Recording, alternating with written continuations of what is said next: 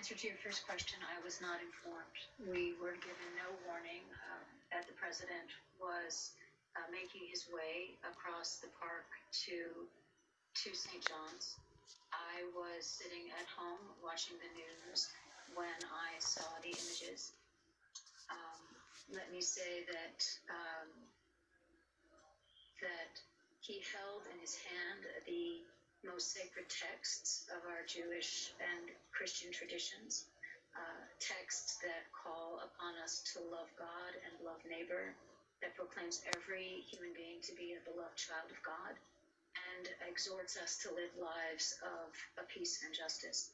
And as you saw, or just as you displayed it prior to doing so, he was preceded by a violent clearing of nonviolent protesters to make his way.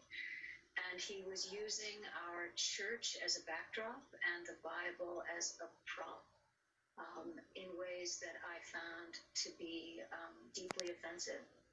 And I felt it immediately necessary for us to disassociate ourselves from his actions and symbols in front of St. John's Church. What told us it was a hastily arranged and kind of ham-fisted photo op was the kind of ad-lib nature of it. He was begging people from his traveling staff to join him in a still photo afterwards, and his national security advisor did, his secretary of defense did, his press secretary did, and so on. He also, in full view of cameras, walked by spray-painted profanity bearing his name from the violence of the last couple of nights. I have to ask you about the damage to the structure, which, again, we all assumed he was there to visit the damage to the structure and pronounce it saved. I saw video of the fire last night. It was ignited in the basement. That is a daycare, like a nursery area of the church?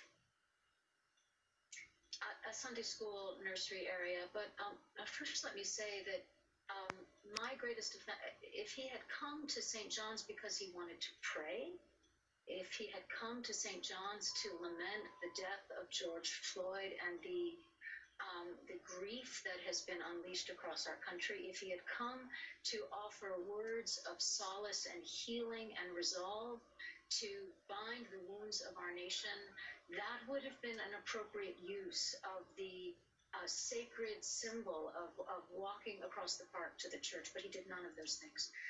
In fact, he used the church and he used the Bible in some ways as symbols to demonstrate or to symbolize American military power. And first let me say, St. John's is not my church. It is a house of God. It is a house of God for all people. And the only reason it's the president's church, or say that's the president's, because from time to time presidents worship there. They worship God there in communion with other people. That is the purpose of a church. And so that's simply what I am here to say. But I don't want this night to be remembered for that.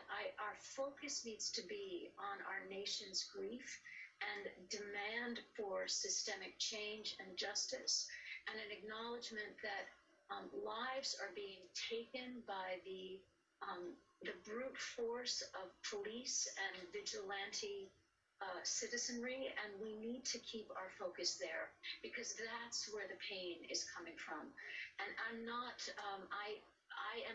a follower of Jesus, who was a man of nonviolence. I do not believe that violence does anything but beget more violence.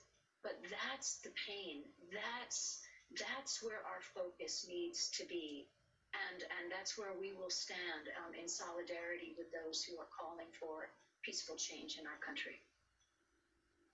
I will go ahead and say, as a former several-time resident of Washington, your church has always been synonymous with service to the community. These days, it's been pressed into service as a terrific maker of masks during a pandemic, I happen to know. So thank you for all that church among the many